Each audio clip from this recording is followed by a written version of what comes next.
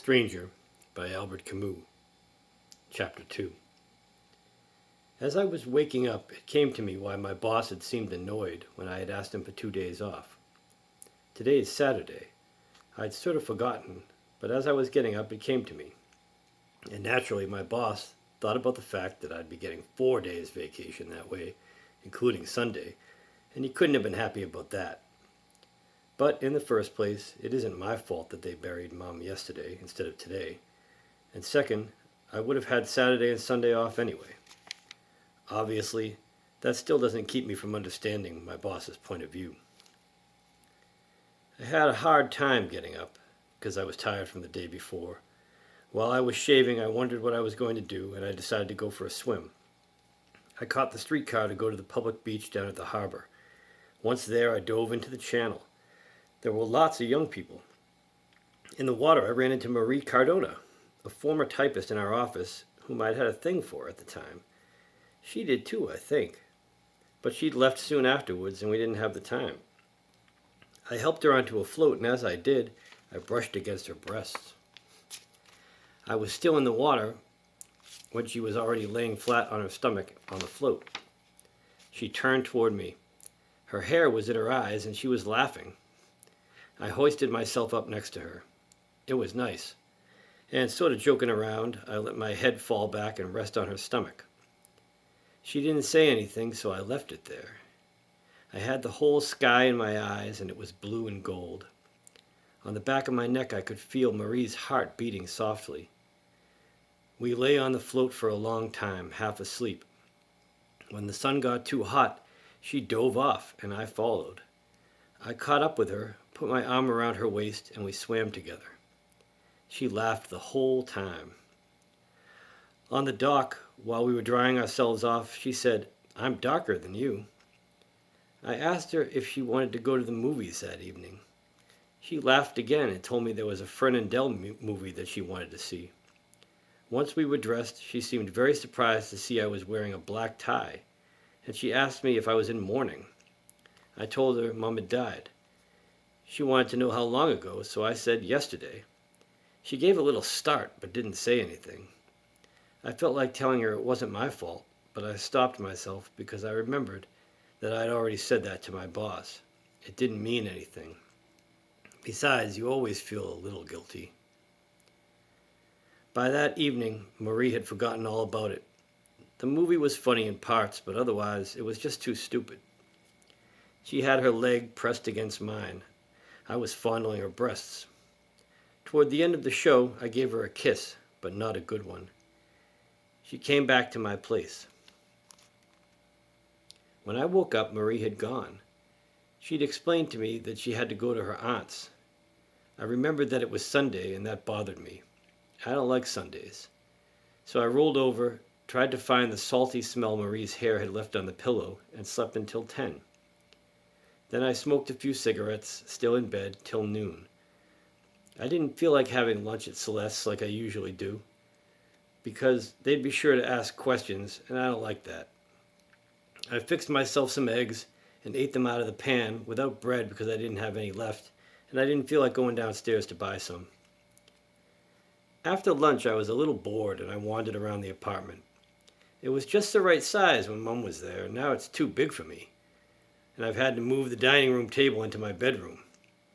I live in just one room now with some saggy straw chairs, a wardrobe whose mirror has gone yellow, a dressing table, and a brass bed. I've let the rest go. A little later, just for something to do, I picked up an old newspaper and read it. I cut out an advertisement for Crucian salts and stuck it in an old notebook where I put things from the papers that interest me. I also washed my hands, and then I went out onto the balcony. My room looks out over the main street in the neighborhood. It was a beautiful afternoon, yet the pavement was wet and slippery, and what few people there were in a hurry.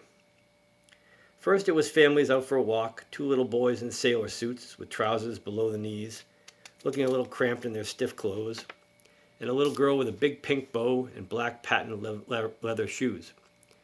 Behind them an enormous mother in a brown silk dress, and the father, a rather frail little man I know by sight. He had on a straw hat and a bow tie and was carrying a walking stick. Seeing him with his wife, I understood why people in the neighborhood said he was distinguished. A little later, the local boys went by, hair greased back, red ties, tight-fitting jackets with embroidered pocket handkerchiefs and square-toed shoes. I thought they must be heading to the movies in town. That was why they were leaving so early and hurrying toward the streetcar, laughing loudly. After them, the street slowly emptied out. The matinees had all started, I guess. The only ones left were the shopkeepers and the cats. The sky was clear but dull above the fig trees lining the street. On the sidewalk across the way, the tobacconist brought out a chair, set it in front of his door, and straddled it, resting his arms on the back. The streetcars, packed a few minutes before, were almost empty. In the little cafe, Chez Pierrot, next door to the tobacconist, the waiter was sweeping up the sawdust in the deserted restaurant inside. It was Sunday, all right. I turned my chair around and set it down like the tobacconist because I found that it was more comfortable that way. I smoked a couple of cigarettes, went inside to get a piece of chocolate, and went back to the window to eat it. Soon after that, the sky grew dark and I thought we were in for a summer storm. Gradually, though, it cleared up again, but the passing clouds had left a hint of rain hanging over the street, which made it look darker. I sat there for a long time and watched the sky. At 5 o'clock, some streetcars pulled up, clanging away. They were bringing back gangs of fans from the local soccer stadium. They were crowded onto the running boards and hanging from the handrails. The streetcars that followed brought back the players, whom I recognized by their little athletic bags. They were shouting and singing at the tops of their lungs that their team would never die. Several of them waved to me. One of them even yelled up to me, "We beat 'em!" And I nodded as if to say, "Yes." From then on, there was a steady stream of cars. The sky changed again. Above the rooftops, the sky had taken on a reddish glow, and with evening coming on, the streets came to life. People were straggling back from their walks. I recognized a distinguished little man among the others. Children were either crying or lagging behind. Almost all at once, moviegoers spilled out of the neighborhood theaters into the streets. The young men among them were gesturing more excitedly than usual, and I thought they must have seen an adventure film. The ones who had gone to the movies in town came back a little later. They looked more serious. They were still laughing, but only now and then, and they seemed tired and dreamy. But they hung around anyway, walking up and down the sidewalk across the street. The local girls, bareheaded, were walking arm in arm. The young men had made sure that they would have to bump right into them, and then they would make cracks. The girls giggled and turned their heads away. Several of the girls whom I knew waved to me. Then the street lamps came on all of a sudden and made the first stars appearing in the night sky grow dim. I felt my eyes getting tired from watching the street filled with so many people and lights. The street lamps were making the pavement glisten, and the light from the streetcars would glint off someone's shiny hair or off a smile or a silver bracelet. Soon afterwards, with the streetcars running less often and the sky already blue above the trees and the lamps, the neighborhood emptied out almost imperceptibly until the first cat slowly made its way across the now deserted street. Then I thought maybe I ought to have some dinner. My neck was a little stiff from resting my chin on the back of the chair for so long.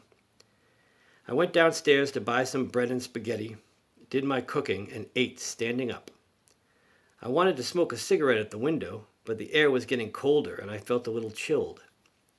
I shut my windows, and as I was coming back, I glanced at the mirror and saw a corner of my table with my alcohol lamp next to some pieces of bread.